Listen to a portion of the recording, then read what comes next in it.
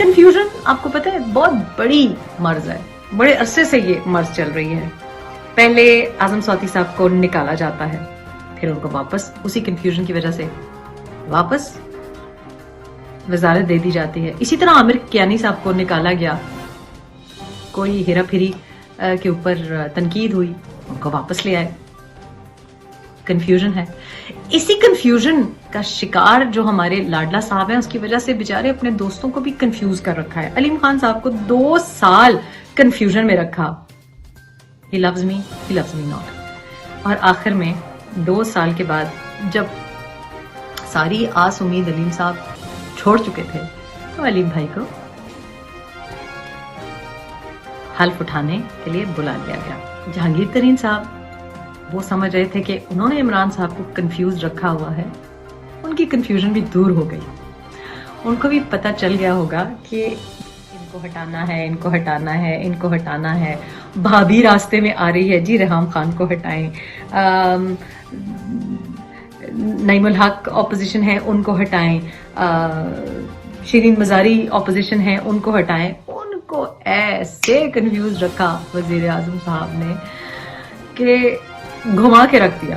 اور جناب دوست ہی کو چینی کی رپورٹ میں نظر آیا کہ لاڈلا کنفیوز بھی ہے اور کنفیوز کرتا بھی ہے.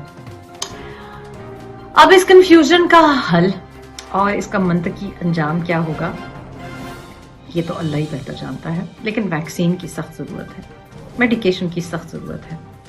آج کل امیر دوست بار بار کسی نہ کسی چیز میں ملوث دکھائی دیتے ہیں. پہلے وہ عارف نقوی صاحب بڑے مال والے تھے، وہ گئے. اب جہانگیر خان ترین کی جان پہ بنی ہوئی ہے. باقی بھی مجھے نہیں لگ رہا جو فیسلٹی وہ پرووائڈ کر رہے تھے بنی گالا کو، وہ تیل، وہ دودھ، وہ شہد، وہ چینی وینی، آٹا واٹا، سپلائز، وہ مجھے لگتا ہے بنی گالا میں قلت ہے. 47 افراد ہیں کابینہ کے، ماشاءاللہ ایک سے ایک بڑھ کر ٹیلنٹڈ ہیں. سب کو کامیڈی سینٹرل پہ ہونا چاہیے. کرونا وائرس کی ویکسین تو آ ہی جائے گی، لیکن یہ جو کنفیوژن ہے اس کی کوئی ویکسین ایجاد کرے. آج وہ باپ بیٹی خاموش ہیں تو لوگوں کو بڑی ٹینشن ہے. انہی لوگوں کو بڑی ٹینشن ہے کہ یہ اتنے خاموش کیوں ہیں.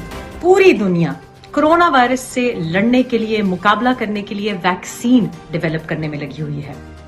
اور ہماری قسمت پاکستان میں ایسی ہے کہ نہ صرف کرونا سے لڑنا ہے، اور ہماری جو معیشت کا حال کیا ہے اس سلیکٹڈ حکومت نے، اور جو 47 افراد ہیں کابینہ کے، ماشاءاللہ ایک سے ایک بڑھ کر ٹیلنٹڈ ہیں.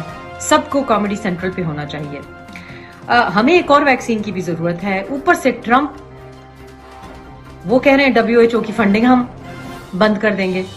سر ایسا نہ کریں. ہمیں تو صرف کرونا وائرس کی ویکسین نہیں چاہیے. WHO سے ہم ریکویسٹ کر رہے ہیں کہ ایک اور وائرس، ایک اور ڈیزیز ہے، مرض ہے پاکستان میں، اور وہ ہماری کابینہ کو اور وزیر اعظم صاحب کو اس کے خلاف ویکسینیشن کی سخت ضرورت ہے. اور وہ یہ ہے کہ کرونا وائرس کی ویکسین تو آ ہی جائے گی، لیکن یہ جو کنفیوژن ہے اس کی کوئی ویکسین ایجاد کریں.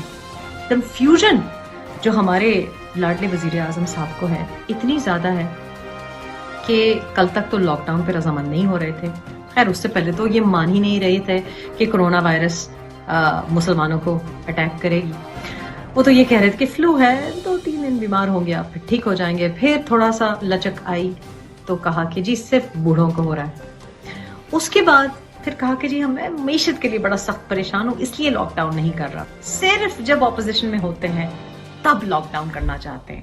صرف جب اپوزیشن میں ہوتے ہیں تب ان کو خیال نہیں ہوتا کہ لوگ نوکریوں پہ کیسے جائیں گے، لاک ڈاؤن ہو گیا تو معیشت تباہ ہو جائے گی. جب کرونا نہیں ہوتی، جب یہ اپوزیشن میں ہوتے ہیں، تب چاہے چینی صدر آئے یا ڈپلومیٹک انکلیو کے راستے بند ہوں یا ججز اور کورٹس کے لیے راستے میں رکاوٹیں ہوں، لاک ڈاؤن، ہر چیز کا لاک ڈاؤن کرنے کے لیے تیار ہوتے ہیں.